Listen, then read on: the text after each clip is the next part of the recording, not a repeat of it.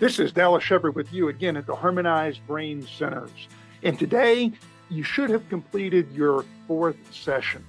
And what happens after our fourth session in a typical scenario, you will have received your second map.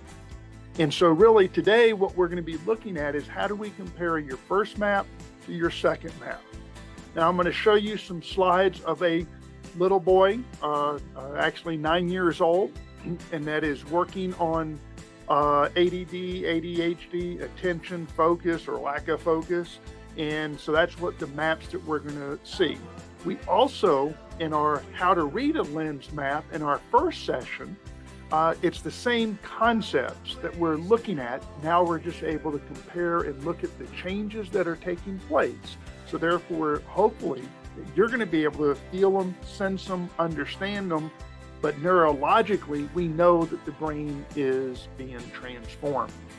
So when we look at the maps, again, there's three criteria that we're looking at. Mean total amplitude.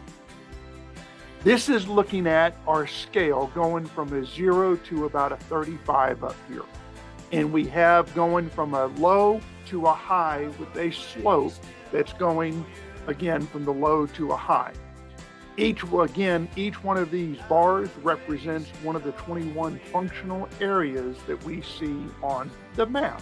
It's just the location that on the head of where we took the readings and gave the feedback.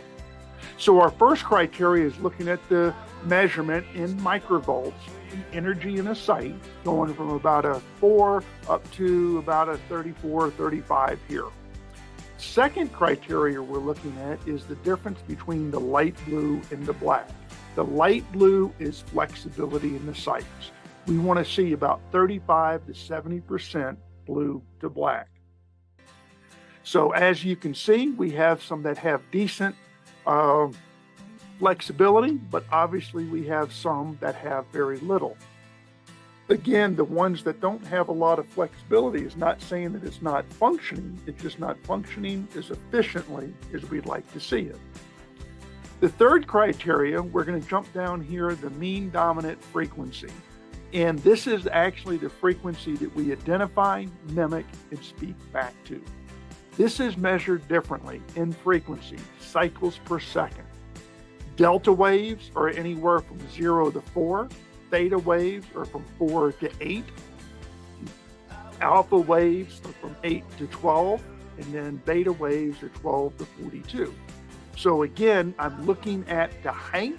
So we know right across here that a lot of these are all stuck in the delta waves. We have one here where these last two, or these T5 and FP1, they're also in theta waves.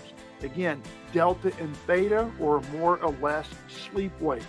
That means the brain is going to be processing slower. And then obviously we're looking at the difference between the light blue and the black. So we have good blue throughout these and some in here, but obviously we have some that are stuck. And so we will be looking at in our secondary map. This little heat map over here, again, this is the head that we're looking at it flat down. This is the nose, left ear, right ear, back of the head.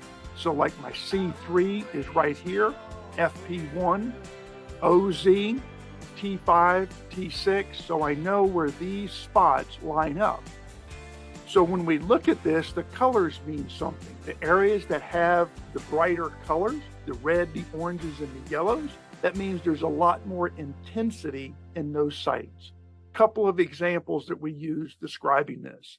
Think about a weather map, a storm that's blowing across the country, and we look at that weather map. What are the areas that have the most intensity in that storm?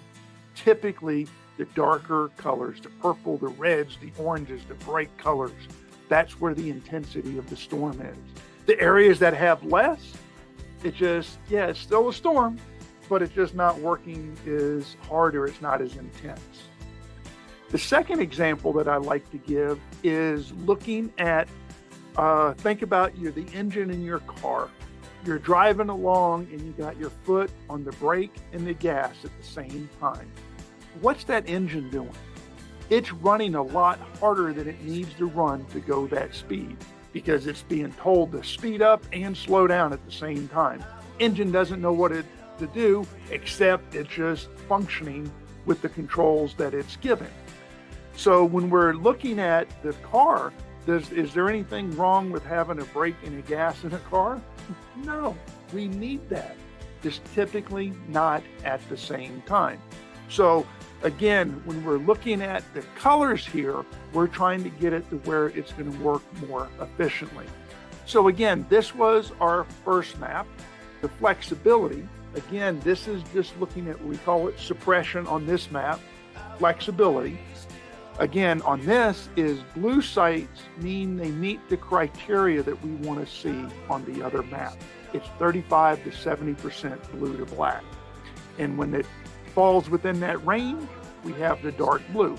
Anything that's purple, that means it's higher than the range. Then we want to see more than 0.7%. Anything orange is lower than the 0.35. So in essence, blue is ideal, purple is okay, but orange is what we're really going to be working on and trying to get to move, to shift. Typically, the purple will settle back down over a period of time. So again, we also look on this, the flexibility. So we have 2, 4, 6 sites that meet our flexibility requirement, and that means we have 15 sites that don't. I'm also looking on this map, anything that's at or below my 0.1 mark, these are extremely low, okay? Those are sites that I'm really looking at. So again, this was just our first map. This is also explained in our How to Read a Lens map. Now we come to our second map. So this is what we're looking at. This is after session 4, and we've just collected the data on all. We did session 2 for the first middle 7 sites. Session 3 was the middle section, and since session 4 was the last 7. So now we have completed all 21 sites for the second time. And on this, you can look across here, we have significantly more blue. It's not totally where we want it, but it's more.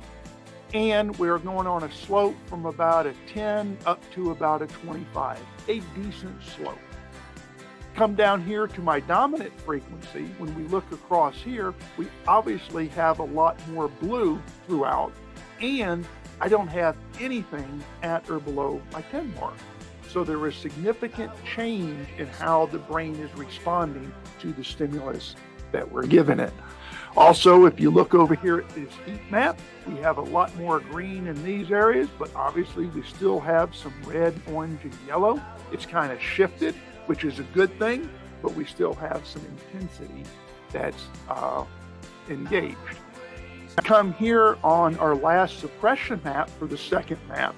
One, you can see we have 2, 4, 6 blue, 2 more or 2 that turn purple. But I also want you to notice over here, we don't have anything at or below my 0.1 mark, okay? So everything has shifted up and moving in a very good direction. You can also see the change here in our mean dominant frequency on the suppression map. So I hope this helps you understand what we're looking at. Again, the 3 criteria, the energy in a site, the flexibility, and also where the dominant frequency is residing. Just as important, or probably more important in a map, how are you feeling? What changes are you noticing in your behaviors, in your energy level, fatigue level, whatever it is, the issue that you came in with? That's what we're really looking to see, the changes that are taking place. Hope you enjoyed this, and if you have any questions, please talk to your brain health specialist, as we would love to explain what we're seeing in your maps.